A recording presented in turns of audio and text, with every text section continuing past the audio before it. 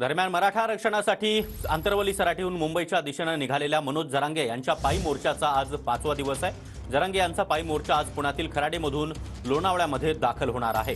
मनोज जरांगे यांच्या पायी मोर्चाचा आज लोणावळ्यामध्ये मुक्काम असेल। जरांगेंचा पायी मोर्चा मुंबईत येण्यासाठी फक्त 2 दिवस बाकी आहेत। आणि या संदर्भात थेट मोर्चामधून आमचे प्रतिनिधी दत्ता कानवटे सध्या आपल्या सोबत आहेत। दत्ता, आज 5वा दिवस आहे। मोठ्या संख्येने जरांगे यांच्यासोबत मराठा आंदोलक या मोर्चामध्ये सहभागी झाले।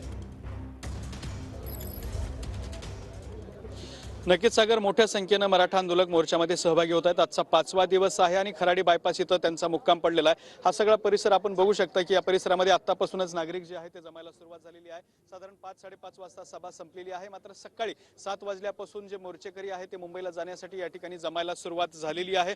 आपण जर बघितलं तर आजचा त्यांचा जो आहे तो 60 ते 70 किलोमीटरचा हा सगळा प्रवास असणार आहे आणि त्या प्रवासाची आता सध्या तयारी सुरू झालेली आहे। वरती छत्रपती शिवाजी महाराजांच्या सोबत फोटो काढण्यासाठी सुद्धा या ठिकाणी नागरिकांची गर्दी व्हायला लागली आहे। मनोज जरांगे यांच्या ताफ्यामध्ये जो शिवाजी महाराजांचा पुतळा असतो तो सुद्धा पुतळा या ठिकाणी सज्ज झालेला आहे आणि पुष्पहार घालून हा पुतळा जो आहे तो सुद्धा सज्ज करण्यात आलेला आहे। अगदी काही वेळामध्ये मनोज जरांगे हे सुद्धा मैदानावरती दाखल होतील आणि त्यानंतर ते मुंबईच्या दिशेने चालायला सुरुवात करतील। आज त्यांचा हा जो सगळा दौरा आहे तो पुण्यातल्या मुख्य शहरातून, मुख्य रस्त्यावरून मुंबईच्या दिशेने जाणार आहे। पिंपरी चिंचवड मधून सुद्धा जाणार आहे आणि तळेगाव दाभाडे इथं सुद्धा मनोज जरांगे यांचं प्रचंड जंगी सुद्धा स्वागत केलं जाणार आहे आणि त्यानंतर लोणावळा इथं मनोज जरांगे मुक्कामी असणार आहेत।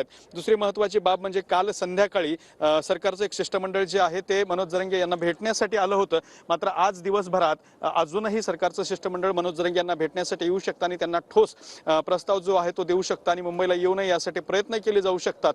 मात्र सध्या तरी मनोज जरांगे हे मुंबईला जाण्यावरती ठाम आहेत। आरक्षण मिळालं तरी मुंबईला जाणार, नाही मिळालं तरी मुंबईला जाणार, गरज पडल्यास मुंबईत जाऊन गुलाल उधळू, मात्र आम्ही मुंबईला जाणार अशा स्वरूपाची भूमिका त्यांनी घेतलेली आहे आणि त्यांच्या पाठीशी लाखो मराठा बांधव सध्या मुंबईच्या दिशेने चालताना पाहायला मिळतात। नक्कीच दत्ता, तर या 5व्या दिवसाकडे आणि मनोज जरांगे यांच्या सभेकडे देखील, त्यांच्या प्रत्येक वक्तव्याकडे देखील आपलं लक्ष असणार आहे। धन्यवाद या सविस्तर माहितीसाठी।